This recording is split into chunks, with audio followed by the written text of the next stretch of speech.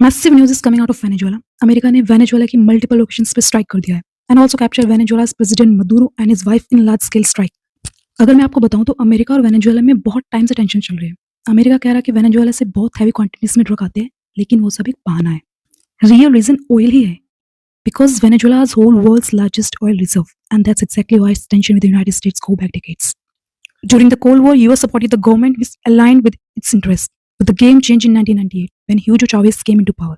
और उसने oil companies को control करना शुरू किया. This is where relations between the two countries started deteriorating. Chavez के बाद निकोलस मदुरो पावर में आए and he follow the same ideology. America की ऑयल कंपनीज उस ऑयल को एक्सेस नहीं कर पा रही थी because president Maduro American oil companies को वहां की वेनेजुएला रिजर्व का एक्सेस नहीं दे रहा था, लेकिन चाइनीज कंपनीज को उसका पूरा एक्सेस दे रहा था। एंड अमेरिका सब ट्राई कर रहा था, नेगोशिएशंस भी हो रहे थे, but they all broke down.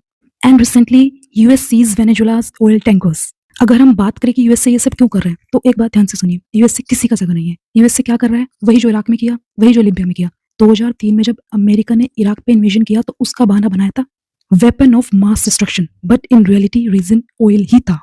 अब मेरा सवाल ये है कि वो ह्यूमन राइट्स कहाँ गए जो वेस्ट और अमेरिका दूसरे कंट्रीज पे थोपता है।